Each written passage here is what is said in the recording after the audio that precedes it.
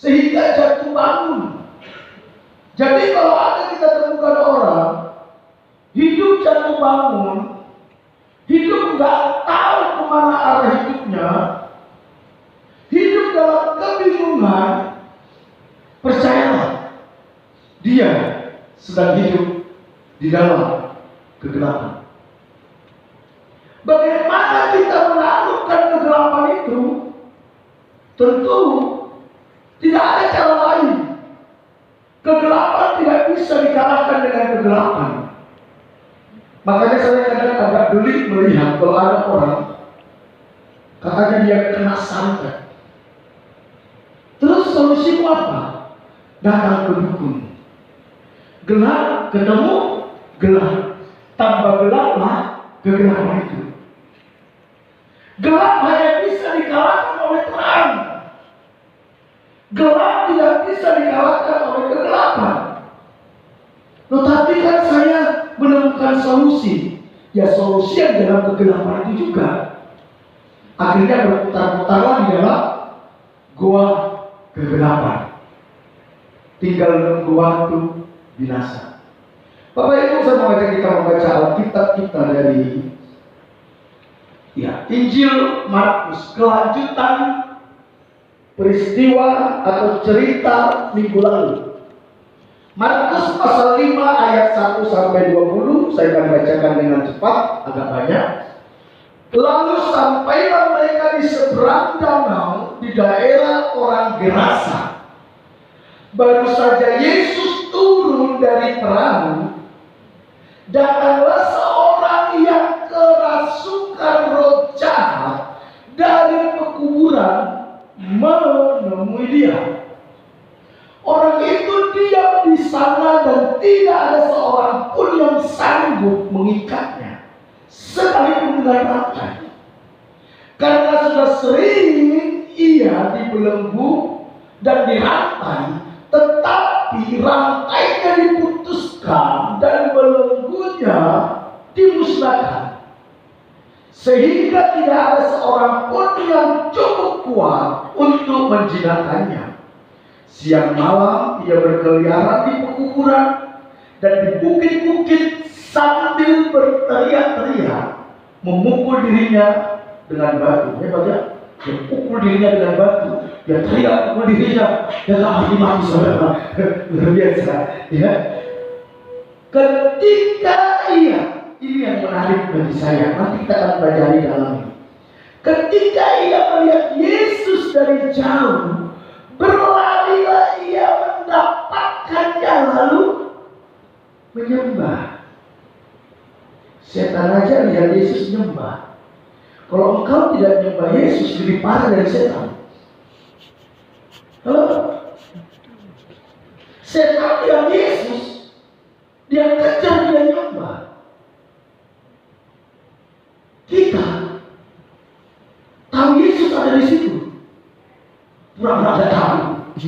Katakan diri kananmu, lu lebih parah dari setan lu ya.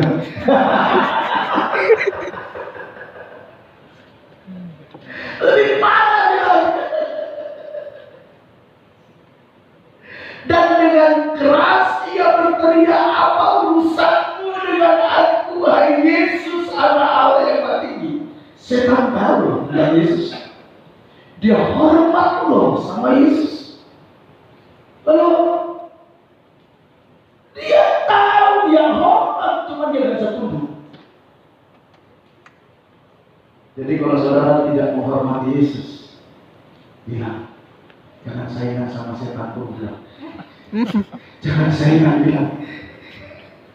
Demi Allah, jangan siksa saya. Karena sebelumnya Yesus mengatakan kepadanya, hai roh jahat, keluarlah dari orang ini. Kemudian ia bertanya kepada orang itu, siapa namamu? Jawabnya, namaku Legion. Karena kami banyak. Nanti saya kasih tahu apa Legion itu. Ia mohon dengan sangat supaya Yesus tidak mengusir roh itu keluar dari daerah itu. Adalah di sana di lereng bukit sejumlah besar babi sedang mencari makan. Lalu roh-roh itu meminta kepadanya, katanya, suruhlah kami pindah ke dalam babi-babi itu, biar kami memasukinya. Makanya ada guyonan saudara ya, orang Manado bilang gini, orang Kristen itu gak takut setan, dia bilang. Karena apa? Setan yang sudah ada di dalam babi aja, yang makan itu setan, dia bilang. Makanya gak mungkin orang Kristen takut sama setan, dia bilang. Yesus mengabulkan permintaan mereka. Aneh ya? Setan doa dijawab Tuhan. Ya, roh jahat doa dikabulkan Tuhan. Kalau Tuhan tidak kabulkan doamu, lebih parah dari roh jahat. Halo, katakan diri dalam gue, roh jahat doanya dikabulkan, apalagi kau bilang. Kalau sampai tidak dikabulkan, bukan Tuhan tidak kabulkan. Jawabannya Tuhan kasih di sana, kau cari di sana, nggak ketemu. Yesus mengabulkan permintaan mereka, lalu keluarlah roh jahat itu dan memasuki apa? Babi-babi itu. Kawanan babi itu kira-kira 2.000 jumlah itu terjun ke tepi jurang, ke dalam danau, dan mati lemas di dalamnya. Tiba-tiba pengusaha babi bangkrut mendadak. 2.000 babi saudara. Bayangkan satu babi 5 juta dari 2.000 berapa saudara? 10 M. Demi satu orang gila. Bisa kau tahu? Kalau engkau dirugikan temanmu aja cuma 200, 300 ribu, 500 ribu, engkau maki-maki orang itu sampai akhirnya gak datang ke gereja, kau jahat. Yesus mengorbankan berapa ekor babi? 2.000 babi demi satu orang gila. Dan itu bukan babinya Yesus, babinya orang lain. Kira-kira ngamuk gak yang punya babi? Yesus gak peduli demi satu jiwa. Makanya kalau kau tidak menghargai jiwa orang lain, kau jahat.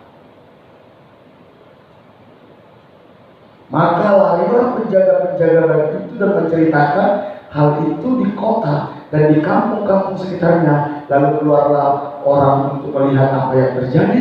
Mereka datang kepada Yesus dan melihat orang yang kerasukan itu duduk, sudah berpakaian dan sudah waras.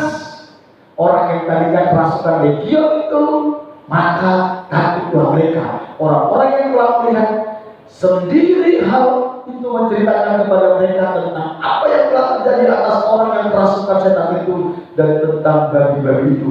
Lalu mereka mendesak Yesus supaya ia meninggalkan daerah mereka. Orang kampung gak terima, mereka mengusir Yesus demi babi saudara. Halo, bagi mereka babi lebih berharga dari Yesus. Berapa banyak orang model-model kayak gitu, lebih berharga uang daripada Yesus, lebih berharga uang daripada keselamatan orang lain. Mereka usir Yesus. Pada waktu Yesus naik lagi ke dalam perahu, orang yang tadinya kerasukan setan itu meminta supaya ia diperkenankan menyertai dia. Yesus tidak memperkenankannya, tetapi ia berkata kepada mereka, pergilah ke rumahmu kepada orang-orang sekampungmu dan beritahukanlah kepada mereka segala sesuatu yang telah diperbuat oleh Tuhan atasmu dan bagaimana ia telah mengasihi engkau. Orang itu pun pergi dan mulai memberitakan di daerah Dekapolis segala apa yang telah diperbuat Yesus atas dirinya, dan mereka semua menjadi heran. Orang gila berubah menjadi penginjil kelas kakap saudara. Kalau orang gila jadi penginjil, apalagi ini jadi penginjil. Bapak Ibu, seorang filsuf dari Yunani yang sangat terkenal bernama Plato, dia bilang ini, kegelapan tidak dapat mengusir kegelapan. Hanya cahaya yang bisa melakukannya. Kegelapan tidak bisa mengusir kegelapan. Dosa tidak bisa diusir dengan dosa. Kejahatan tidak bisa dikalahkan dengan kejahatan. Kegelapan hanya bisa diusir dengan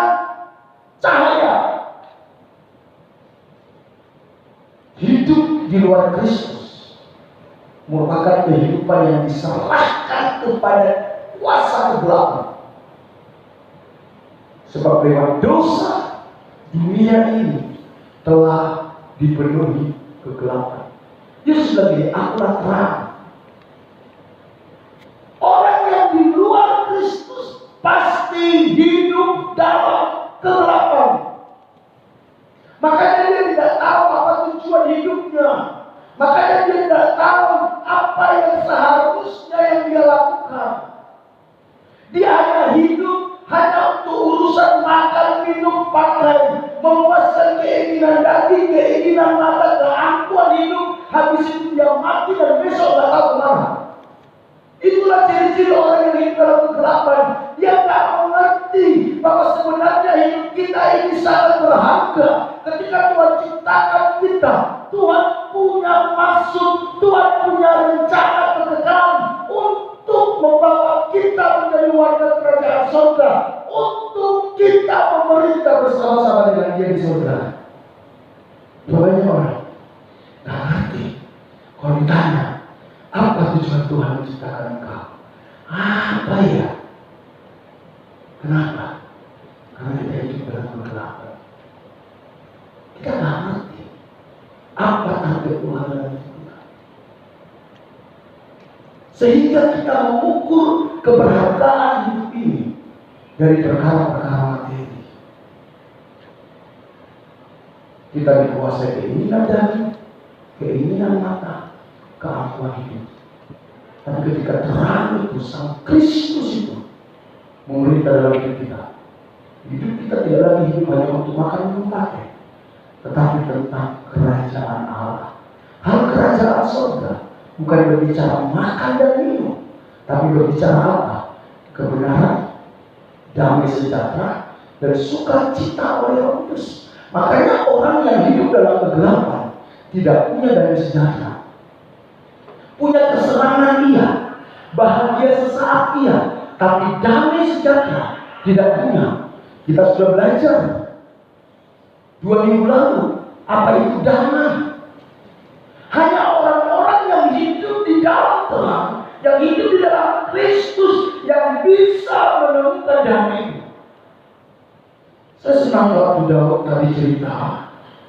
Dia bilang bahwa sekalipun aku mengalami ini, tidak ada perasaan menyalahkan siapapun. Karena dia tahu ada Tuhan yang mengizinkan itu. Itulah sebenarnya esensi kedamaian itu. Ya, saya merawat dia 1 bulan lebih sekarang. Memang saya ambil masalah Daud itu. Saya tidak serahkan kepada jemaat. Mulai peristiwa itu sampai di rumah sakit, saya ngurus semua. Sampai dia sembuh, saya sampai ngurus.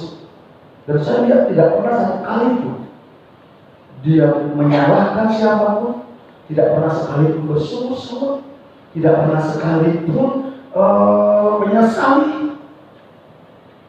Yang keluar dari mulutnya adalah ini peperangan rohani. Itu tanda orang yang hidup dalam damai sejahtera. Makanya Tuhan tolong, Tuhan perlancar semua. Karena damai itu sudah ada. Tuhan berkenan dengan itu. Tapi kalau sudah bersungut-sungut, menyalahkan si A, si B, si C, di situ iblis masuk, saudara, dan dia porak-porandakan sampai kita bingung, nggak tahu langkah apa yang harus kita lakukan. Hidup di luar Kristus merupakan kehidupan yang diserahkan kepada kuasa kegelapan. Sebab lewat dosa dunia ini telah dipenuhi kegelapan. Jangan khawatir dengan bicara badai yang kita hadapi. Haleluya. Yohanes 4 ayat 12 lagi, saudara. Maka Yesus berkata pula kepada orang banyak, katanya, akulah terang dunia. Barang siapa mengikut aku, ia tidak akan berjalan dalam kegelapan, melainkan apa? Ia akan mempunyai terang hidup. Saudara, tinggal dalam Kristus, kau akan bisa melihat terang hidup itu.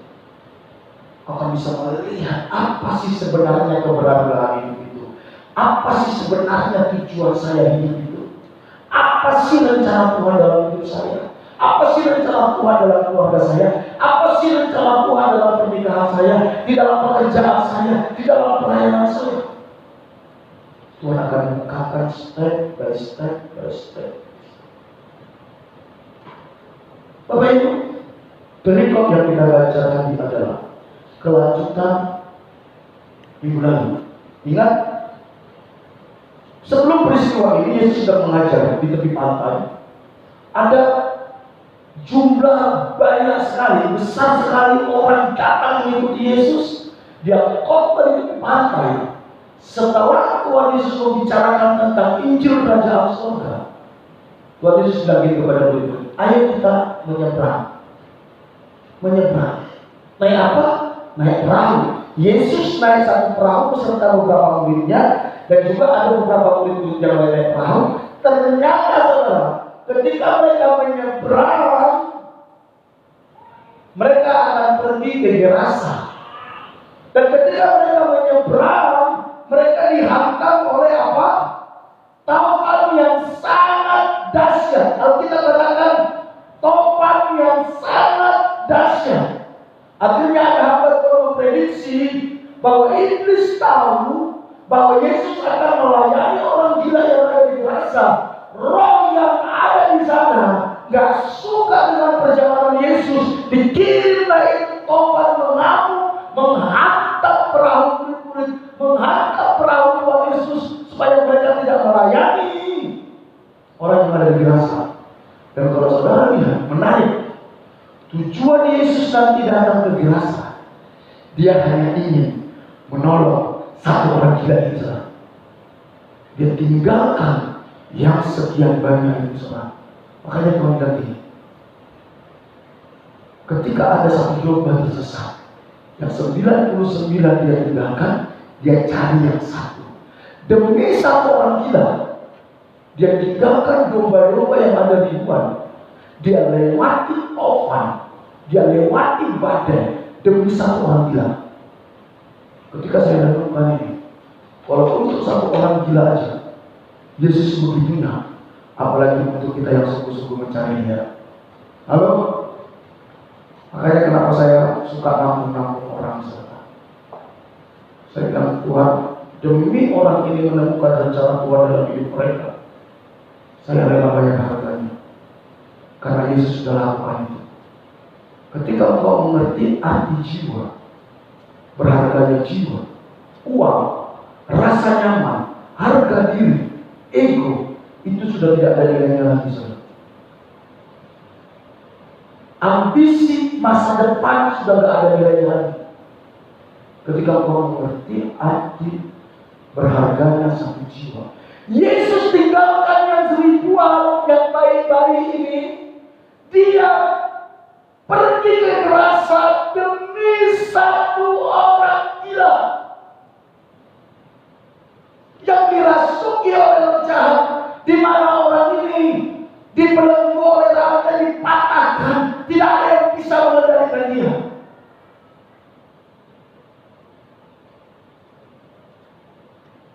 Ketika Yesus sampai di Gerasa, dia disambut oleh orang kerasukan roh jahat. Saudara, saya ini beberapa kali pelayanan keluar kota saudara. Ketika saya pelayanan keluar kota, tentu yang undang saya itu menyambut saya dengan luar biasa. Dijemput naik mobil,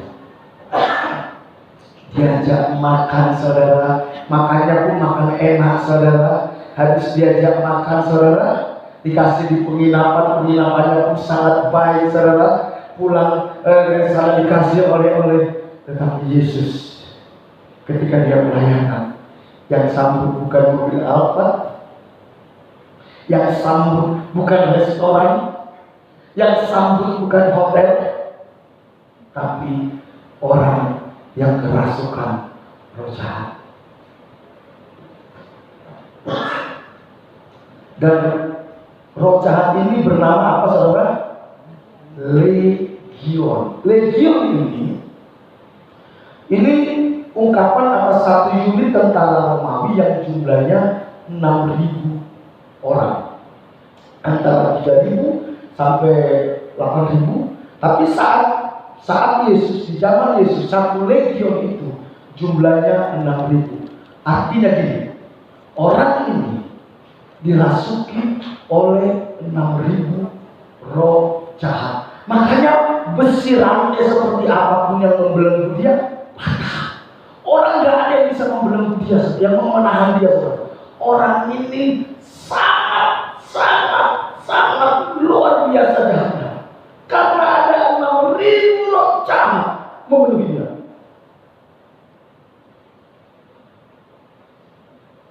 Kalau saudara punya keluarga model kayak gini, apa yang saudara lakukan? Kita sering mendengar berita-berita ada orang yang kerasukan atau kelainan jiwa, ODGJ. Diapain saudara? Dibasuh.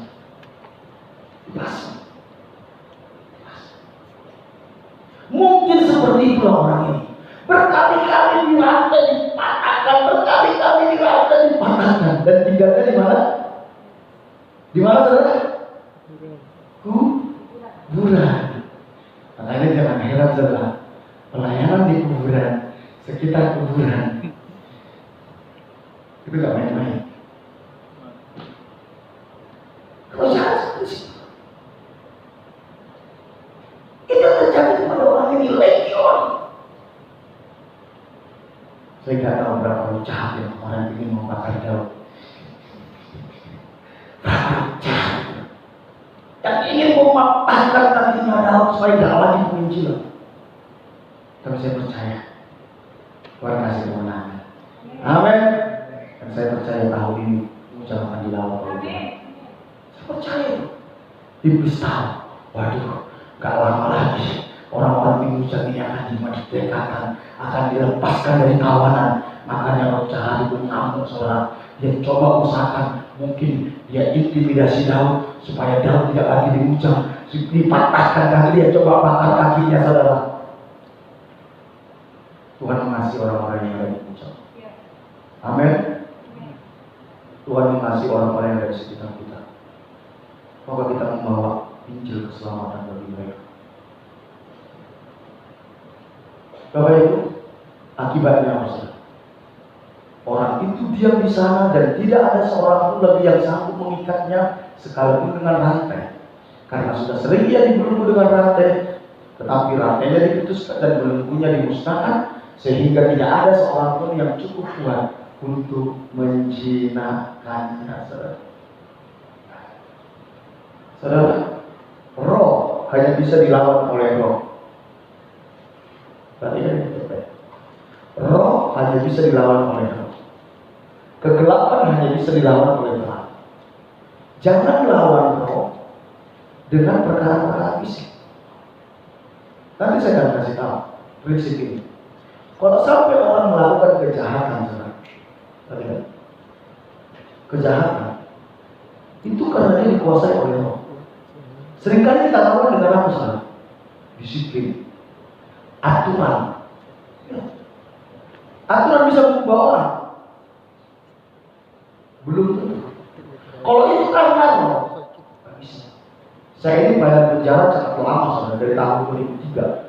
23 tahun saya bayar penjara. 22 tahun. Ada orang itu yang sudah ditembak kakinya, sudah lobo, masih lagi melakukan kejahatan. Sampai 11 kali masuk penjara.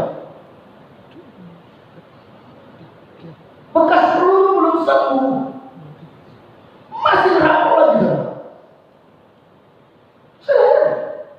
Saya tahu itu roh. Jadi kalau suamimu misalnya terikat dosa, apakah dosa mabuk, berzina, apa? Jangan kamu pilih. Percuma. Itu roh. Itu sama seperti orang-orang kampung yang berusaha untuk mengikat dia dengan rantai, diputuskan. Bagaimana cara itu mengalahkannya? Datang kepada Tuhan. Tuhan, lakukan apa yang terpandang baik kepada suamiku. Aku tahu kau mengasihi dia. Habis itu kau tidurnya, biarkan Tuhan bekerja. Engkau tinggal lihat, oh gitu ya Mas ya. Aku ini harus ini, oh gitu ya dalam hati. Karena aku dijawab Tuhan itu.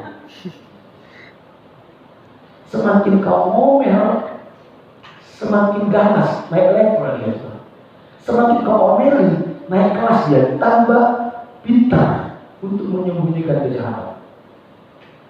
Roh hanya bisa dikalahkan oleh roh. Gak bisa dikalahkan dengan strategi-strategi manusia. Dulu saya gak ngerti. Sekarang setelah mengerti saya bilang, Tuhan, segala roh yang mengikat dia, aku patahkan dalam nama Yesus. Tuhan berperkara dengan dia. Saat seseorang hidup di luar Kristus, maka roh jahat bebas menguasai orang tersebut dengan berbagai macam manifestasi. Ya, dunia ini telah penuh dengan kegelapan. Ketika Adam dan Hawa jatuh ke dalam dosa, iblis sudah menguasai dunia ini. Kuasa kegelapan telah menguasai dunia ini. Dan dia bebas melakukan apa saja.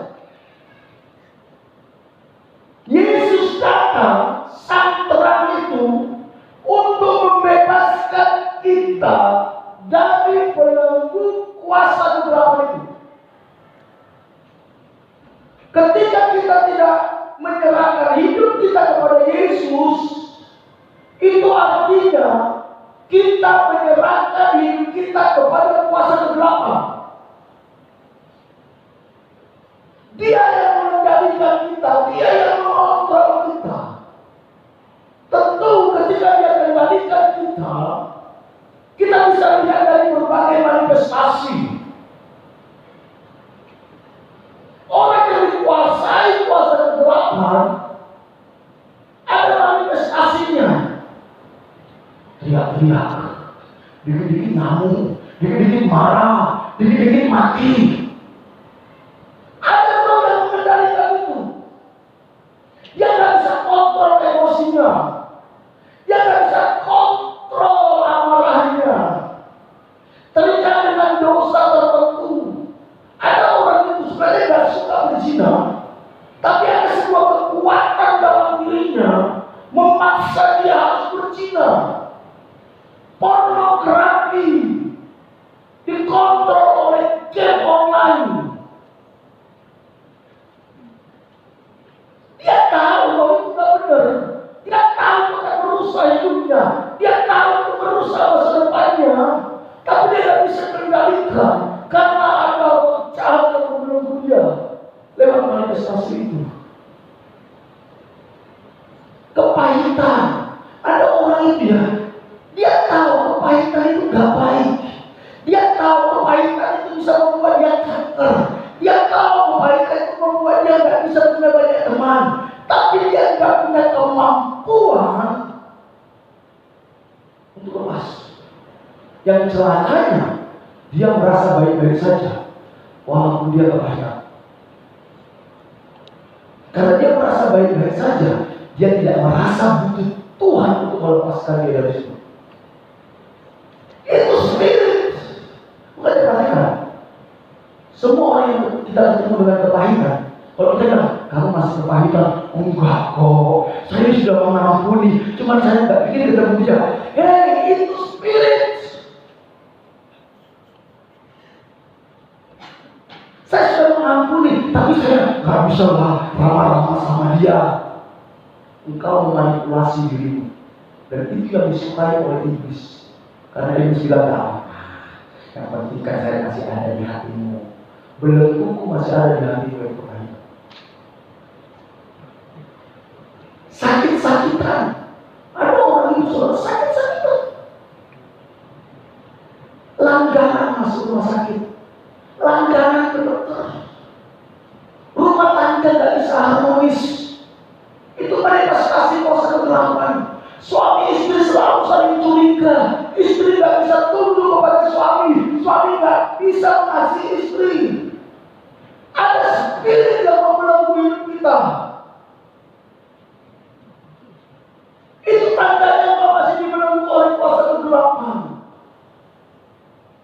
usaha selalu gagal. Usaha ini udah bagus nih, setengah tahun, waduh keren, lagi berpikir mau buka cabang, tiba-tiba hilang banyak. Tidak bisa sungguh-sungguh mengikut Tuhan. Itu tandanya.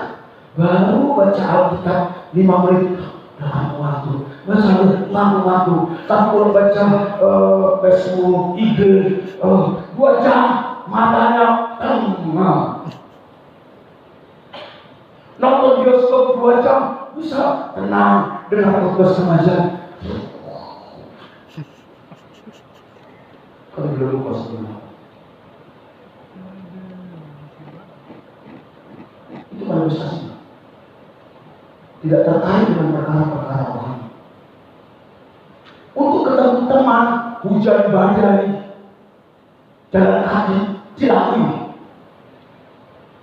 Untuk gereja doa, gerimis, angel. Engkau ditipu oleh kuasa kegelapan. Engkau tidak tertarik perkara-perkara rohani. Dan yang celakanya kita merasa baik-baik saja. Kesombongan kita membuat kita tidak bisa melihat bahwa kita ini sedang dibelenggu oleh kuasa kegelapan. Bapak Ibu, jangan saudara pikir orang dikuasai kuasa kegelapan harus lompat-lompat, mengamuk-ngamuk. Enggak. Engkau tidak bisa mengampuni. Engkau hidup dalam ketakutan. Engkau dibelenggu kuasa kegelapan. Itulah kok yang dipasang oleh iblis itu. Engkau cinta uang, itu kok dipasang oleh iblis. Kalau ada uang kamu disayang, nggak ada uang kamu ditendang. Engkau dikuasai kuasa kegelapan. Spirit mama. Bapak Ibu, kalau saudara tidak lepas dari semuanya ini, kau akan sulit melihat hidupmu level up. Sulit. Sama seperti yang saya bilang. Kevin maju ke depan, Kevin. Saya sudah kasih ilustrasi ini.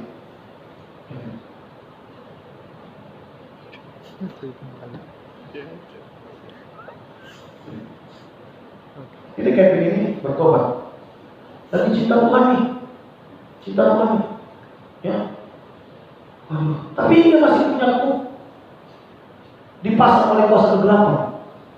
Apakah kepahitan, cinta uang, pornografi, kenajisan, apalah macam-macam. Tuhan suruh dia ke sana. Ke speaker itu. Coba kamu jalan. Diizinkan saudara. Enak aja. Mau nyampe saja tak? Bikin lagi ke sana berjuang lagi. Ayo. Gak apa-apa. Pelayanan gak apa-apa. Tanya lagi.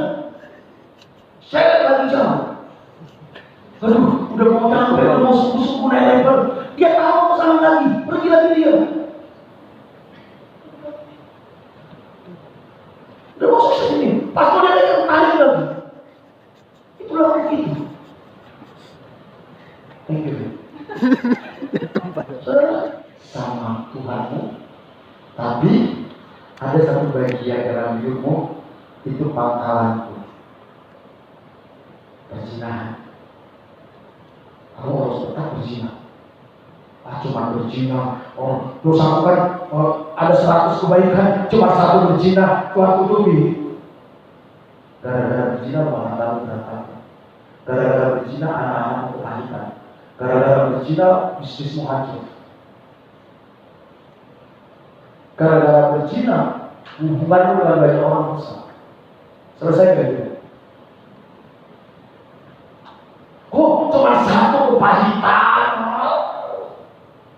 Cuma 1. Wah, ada 1000 kebaikan yang aku lakukan. Masa 1000 kebaikan yang bisa nutupin kepahitan ini. Tuhan maklumlah. Cincailah Tuhan, cincailah. Gara-gara kepahitan, hubunganmu dengan orang lain rusak. Karena engkau selalu curiga sama orang lain. Bisnismu berantakan. Karena engkau kepahitan, engkau curiga sama anakmu kau salah-salahkan, rusak anakmu. Gara-gara kepahitan, pendetamu kau curigai, rusak pelayanan. Jadi jangan katakan cuma segini pangkalan iblis.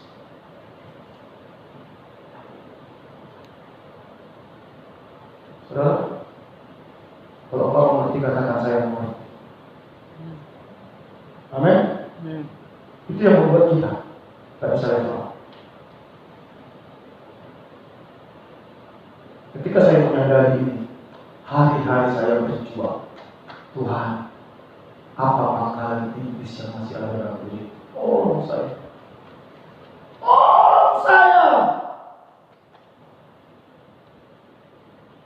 Apa pangkalan iblis yang kecil, kelihatannya sederhana, yang merusak hidup saya?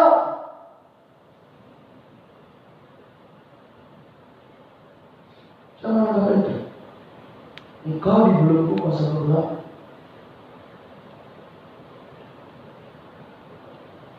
Ini menarik sekali. Ketika Yesus mendarat, yang dilakukan oleh roh jahat adalah dia kejar Yesus. Dia sujud menyembah. Halo? Setan mengerti esensi pribadi Yesus. Siapa dia sesungguhnya?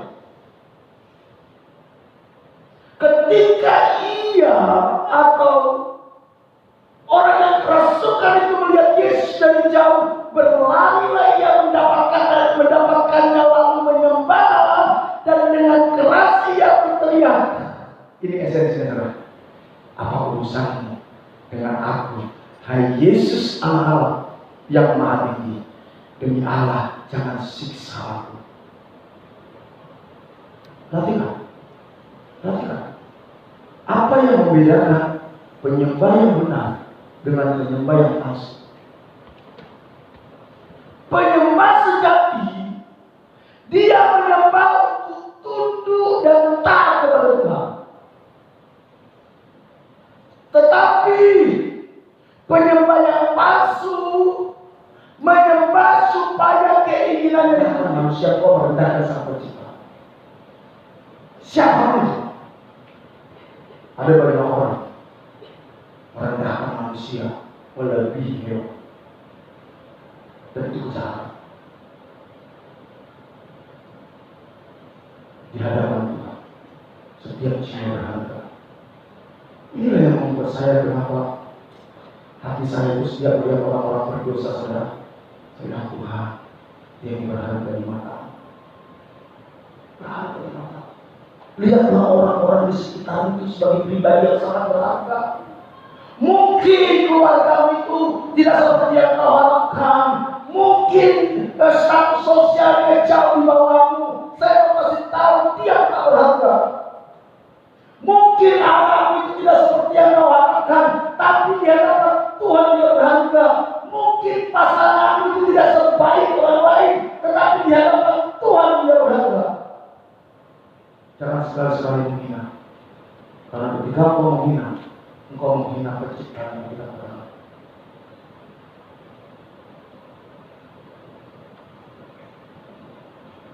Mari saudara, sadarilah bahwa hidup berharga dan orang lain itu berharga. Saya paling gentle kalau ada orang yang menghina orang lain, merendahkan orang lain hanya karena dikasih uang.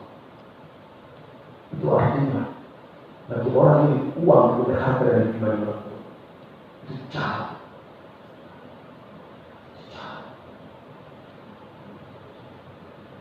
Beberapa anak-anak yang pernah kami sekolahkan, saudara, ketika mereka mau keluar dari rumah kami, saya bilang sama mereka, perhatikan, kamu tidak punya hutang apa-apa sama aku, saudara. Saya lakukan ini bukan karena kamu, tapi karena Kristus mengasihi kamu. Begitu kau keluar dari rumah kami, engkau lupakan saya. Bagi saya tidak masalah. Yang penting jangan lupakan Yesus yang mengasihi kau.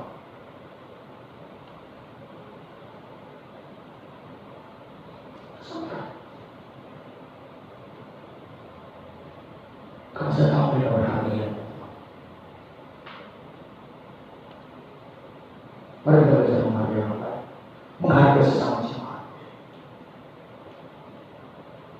Mari belajar. Yang ketiga, semua roh jahat tunduk kepada kuasa Tuhan Yesus. Apapun belenggu yang dipasang oleh kuasa kegelapan dalam hidupmu, tidak ada yang tidak bisa dilepaskan oleh Tuhan. Asal engkau datang sama Dia dengan kerendahan hati, dengan iman, dengan percaya dan berserah kepada Tuhan, Dia bisa lepaskan hidupmu. Ada banyak dosa-dosa, ikatan-ikatan dosa dalam diri saya. Bertahun-tahun saya berjuang melepaskannya, tidak bisa. Berhenti 1 bulan, kumat lagi 5 tahun, saudara. Berhenti 1 minggu, kumat lagi bertahun-tahun. Ketika saya datang sama Tuhan, I surrender. Aku berserah kepada Tuhan. Tolong saya. Aku butuh anugerah. Aku butuh kasih-Kasih-Nya. Dengan sendirinya, dosa itu tidak menarik lagi bagi saya. Tidak menarik lagi. Tidak menarik lagi. Karena Tuhan sudah lepaskan kita dari situ. Kuasa Tuhan yang sanggup melepaskan saudara dari saya. Apapun ikatan-ikatan dosa yang sudah kita listing tadi, itu cuma bagian kecil saja. Datanglah sama Tuhan Yesus. Dia yang mengalahkan kegelapan ini, karena Dialah sang terang itu. Dan yang terakhir, Tuhan menginginkan kita menjadi saksi Kristus. Ayat 18 sampai 20 katakan, pada waktu Yesus naik lagi ke perahu, orang yang tadinya kerasukan setan itu meminta supaya ia diperkenankan menyertai dia. Yesus tidak memperkenankannya, tetapi ia berkata kepada orang itu, pulanglah ke rumahmu, kepada orang-orang yang ada di sekampungmu, dan beritahukanlah kepada mereka segala sesuatu yang telah diperbuat oleh Tuhan atasmu, dan bagaimana ia mengasihani engkau. Orang itu pun pergi dan mulai memberitakan di daerah Dekapolis segala yang telah diperbuat Yesus atas dirinya, dan mereka semua menjadi heran. Tuhan mau ketika Tuhan tolong hidupmu, Tuhan mau kita menjadi saksi. Ketika Bu Setipa dinyatakan sembuh dari tumor 25 kg dan boleh pulang dari malam, ditanya Bu Setipa mau kemana? Saya mau kembali ke Lumajang. Saya senang, saudara. Saya senang. Kenapa? Saya ingin Bu Setipa di Lumajang menceritakan, saya dulu kayak gini lah, terlalu dari kuburan dengan tumor 25 kg. Sekarang saya jadi sehat karena ada Yesus yang menolong saya. Dan saya percaya jika orang Lumajang melihat itu, mereka akan memuliakan Tuhan. Amin. Kita doakan supaya Ibu Setipa di Lumajang bisa menjadi berkat. Tidak bisa dipungkiri, ada banyak pengajaran yang kacau, yang menciptakan jemaat jadi penyembah-penyembah palsu, seolah-olah Tuhan bisa disogok dengan nyanyian kita, seolah-olah Tuhan bisa disogok dengan air mata kita, seolah-olah Tuhan bisa disogok dengan uang kita. No. Seorang penyembah sejati, dia kehilangan dirinya dan berkata, sesungguhnya aku ini hamba, jadilah kepadaku seperti yang engkau kehendaki. Katakan kiri kanan, berdoa. Roh jahat bisa menyembah, tapi beda dengan dirimu penyembahan yang bilang. Amin. Amin. Ketika saya renungkan ini, saudara tidak akan terpesona lihat orang-orang yang kelihatan penyembah, tapi masih seakan berdiri sama Tuhan. Itu sama dengan orang yang kerasukan roh jahat, kerasukan diri rasa. Mari kita buktikan hati kita. Nanti kalau sudah tahu menyembah, kalau sudah doa dekat, ya. Nah itu lebih sama saya. Tapi saya mau menyembah karena saya kagum akan Dia. Karena Dia sudah selamatkan saya, karena Dia sudah tebus saya, karena Dia sudah angkat saya. Dan orang-orang kayak gini gak perlu diminta-minta, ayo dong doa, ayo dong ke gereja. Udah gak laku yang gini. Karena Dia tahu aku ada karena anugerah Tuhan. Aku ada diciptakan untuk menyembah Dia. Dengan atau tanpa diberkati, dengan atau tanpa ditolong Tuhan, saya akan tetap menyembah Tuhan. Inilah kekesalan yang murni. Penyembah sejati menyembah untuk tunduk dan taat kepada Tuhan. Sedangkan penyembah yang palsu menyembah supaya keinginannya dituruti. Ini jadi status. Yohanes 5 ayat 12-13 katakan, lalu roh itu meminta kepada yang katanya, suruhlah kami pindah ke dalam babi-babi itu. Ya, dia ngatur Yesus. Berapa banyak kita berusaha ngatur Yesus. Tuhan, aku sudah pelayanan, sudah doa, sudah puasa. Kenapa kami berkati? Kalau Tuhan tidak bisa tolong saya, gantian saya dari Tuhan. Berapa banyak kita muncul-muncul begitu? Sekalipun dagingku dan hatiku habis lenyap, gunung batuku dan bagianku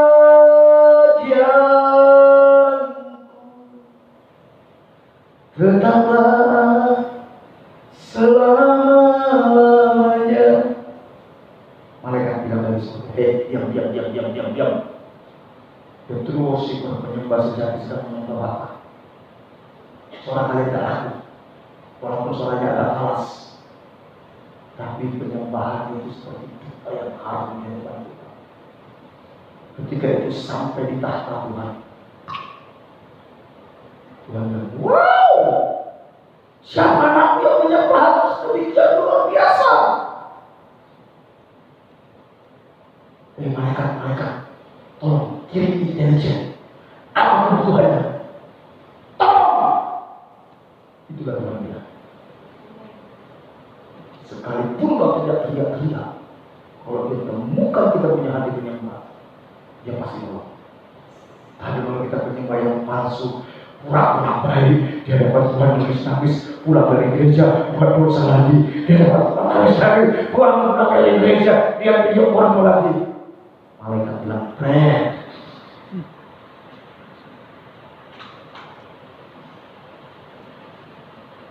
go to the next level. Amin. 4 pelajaran saya akan singkat. Yang pertama, perhatikan, Tuhan Yesus sangat mengasihi manusia. Demi menyelamatkan satu orang yang kerasukan roh jahat, Yesus meninggalkan murid-murid yang sangat banyak atau pengikut-pengikut yang banyak mendengarkan ajarannya di tepi pantai. Bukan cuma meninggalkan, Yesus harus menghadapi badai topang di danau yang sedang mengamuk dengan dahsyatnya demi satu orang yang kerasukan roh legion. Ketika saya menemukan di sidang Tuhan, betapa berharganya kan? Apapun keberadaan hari ini, kalau kau ada di tempat ini hari ini, mendengarkan firman ini, kau masih tahu, kau sangat berharga bagi Tuhan. Kau sangat berharga bagi Tuhan. Amin. Saudara, apapun keberadaanmu hari ini, engkau sangat berharga bagi Tuhan. Dia sangat mengasihi kau. Dia ingin melepaskan engkau dari cengkraman kuasa kegelapan. Dia ingin memerdekakan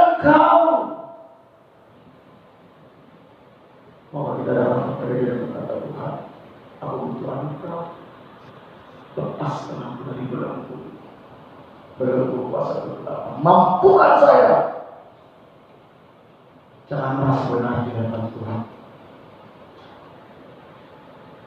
Mari kita dengan rendah hati berkata, Tuhan, aku butuh anugerah. Aku butuh anugerah.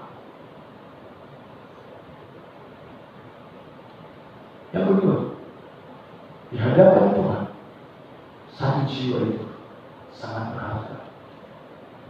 Demi satu orang gila yang kerasukan, Tuhan Yesus rela mengorbankan 2.000 ekor babi. Hari ini babi mahalnya luar biasa, saudara. Kemarin saya beli daging 1 kilo 140.000, saudara. Saudara bisa bayangkan 1 ekor babi itu harganya berapa? Kalau sekarang harga babi 1 ekor itu anggaplah 3 juta. 3 juta dikalikan 2.000. Yesus rela kehilangan 6 miliar demi 1 orang gila yang tinggal di kuda.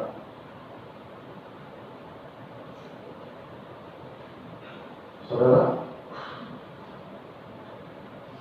mungkin kalau punya apa? Mungkin kalau satu ada 6.000 ekor babi di situ, 6.000-nya juga akan sempurna. Karena leginya 6.000. 1 ekor babi, 1 penjahat. Ini 1 ekor babi, 3 penjahat, saudara. Makanya cepat semabut, saudara.